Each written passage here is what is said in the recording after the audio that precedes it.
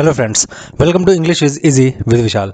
तो आज की इस वीडियो में मैं आपको एक इंट्रोडक्शन दूंगा द इंग्लिश स्टेज के बारे में, कैसे इवॉल्व हुआ है इसके बारे में मैं आपको बताऊंगा। तो चलिए शुरू करते हैं। कंटेंट बहुत ही अच्छा लगने वाला है आपको। ये जो पहला ड्रामेटिक परफॉर्मेंस आपको अगर कहीं मिलेगा तो ये मुझे लगता है कि 8th और 9th सेंचुरी की बात होगी। ठीक है, ये अगर आपने स्पार्टन्स का नाम सुना होगा, आपने 300 मूवी देखी होगी, तो उसमें इनके बारे में जिक्र है। डोरियंस इनको बोलते हैं। तो इन्होंने पहली बार अपने जो एक गॉड ऑफ वाइन है, इनका नाम है डियोनिसस, उसके लिए पहली बार कोई ड्रामेटिक परफॉर्मेंस की थी, प्ले किया था।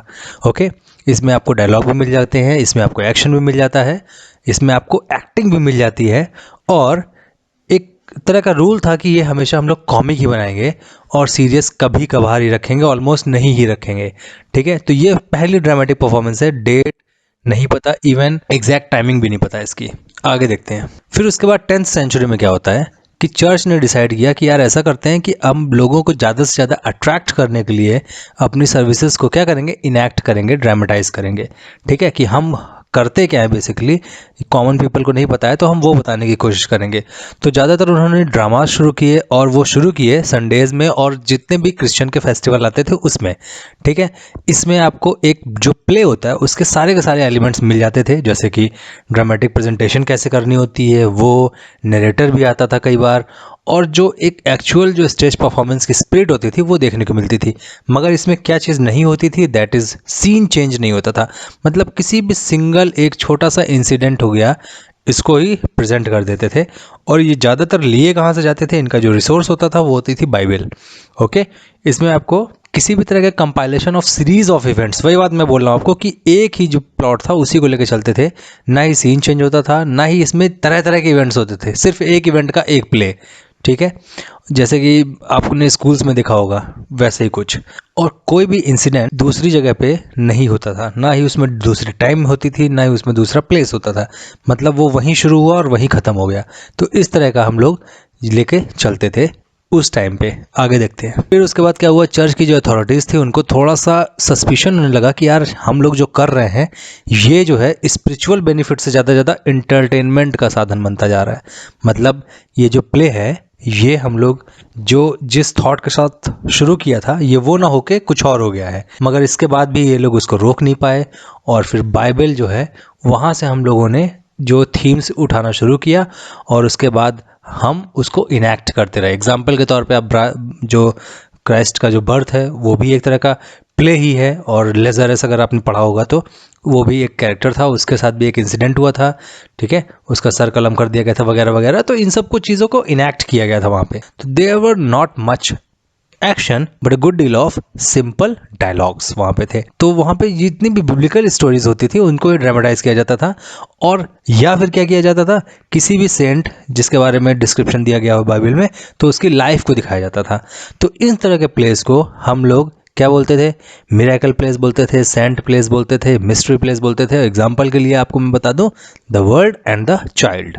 ओके, अब देखिए क्या हुआ, ये धीरे धीरे बोरिंग लगने लगा। ठीक है, मतलब सबको पता चल गया इसकी थीम क्या है। मतलब यार एक साधु जी रहेंगे और वो बाद में अच्छा कर देंगे चीज़ें को।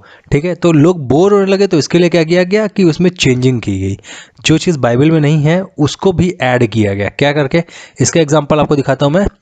सेकंड शेफर्ड्स प्ले, ये एक प्ले का नाम है। इसमें क्या किया गया कि एक कॉमिक कैरेक्टर डाला गया, और वो क्या करेगा, मतलब एक ह्यूमर पैदा करने के लिए उसकी वो शेप की चोरी करेगा। ओके, तो इस तरह से एक एक कॉमिक एलिमेंट डालने की कोशिश की गई थी, और यही शुरुआत थी किसी भी प्ले में रोमांटिक ट्रीटमेंट की और कॉमेडी की।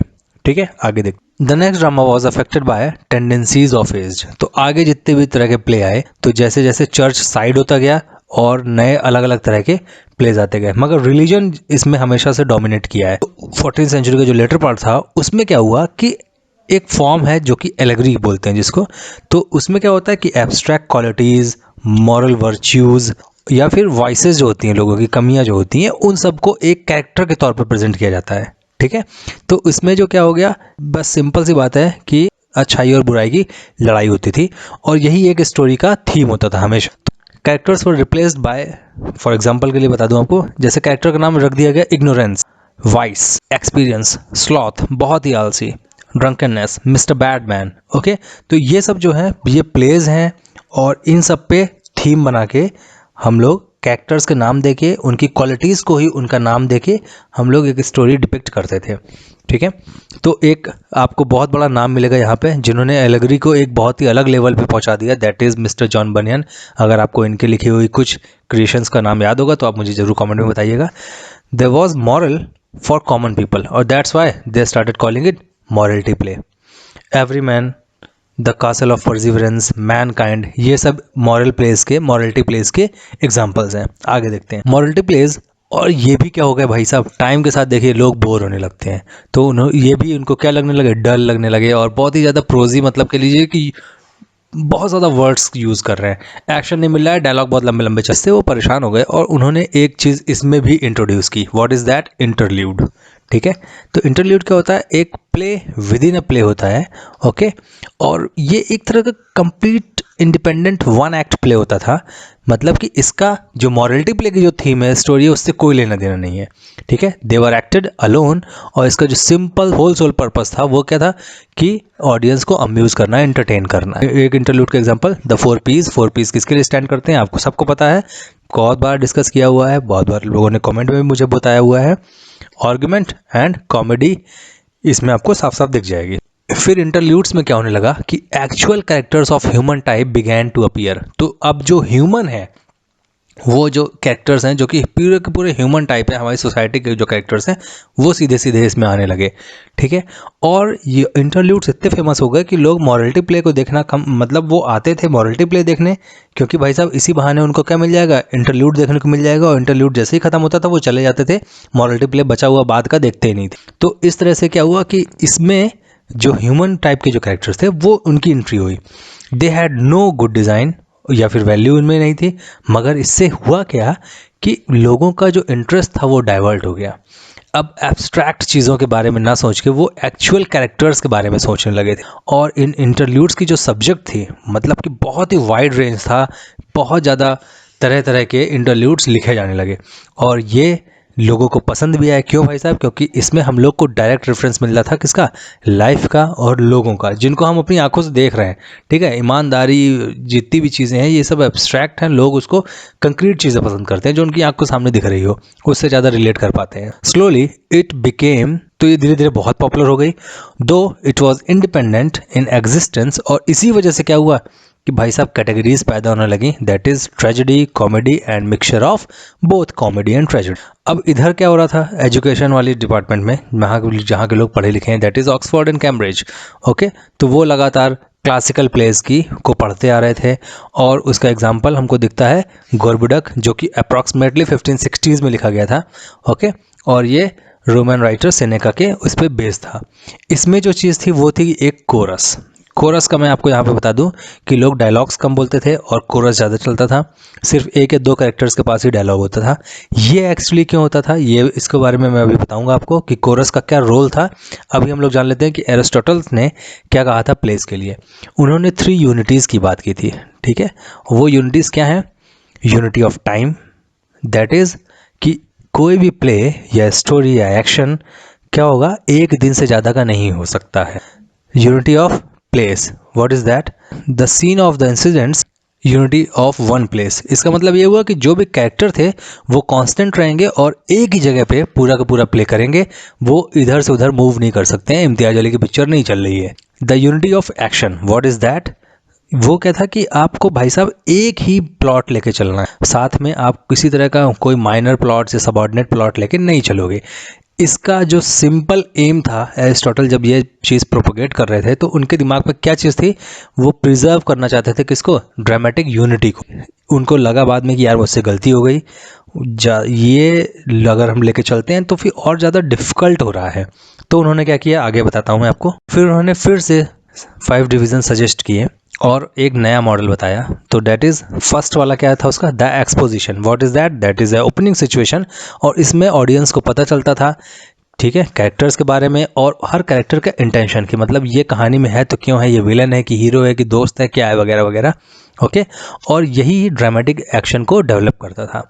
उसके बाद the rising action, that is effect और सिचुएशन पैदा होती थी जो एक्सपोजिशन का एक कह लीजिए कि आउटकम था। फिर उसके बाद तीसरा आता है द क्राइसिस ऑफ और द क्लाइमैक्स। ओके, तो वो क्या है, वो हाईएस्ट पॉइंट है किसी ड्रामेटिक एक्शन का, या फिर कह लीजिए जो एक्सपोजिशन था उसका रिजल्ट है। फिर उसके बाद बताया the following action, that is अब क्या हो गया, जो इंटेंसिटी थी वो खत्म हो रही है, मतलब कि क्लाइमैक्स निकल गया हुआ है, अब सॉल्यूशन आ रहा है और रिजल्ट की तरफ हम लोग आगे बढ़ रहे हैं। और फिर द क्लोज और catastrophe, that is the final ending और सॉल्यूशन। मैं आपको बार फिर से नाम बता दूं, एक्सपोजिशन, फाइनल एक्शन, क्राइसिस और climax, the following action and catastrophe. ये एरिस्टोटल का एम यहाँ पे भी क्या था, ड्रामेटिक कंप्लीटनेस और रेगुलर फॉर्म।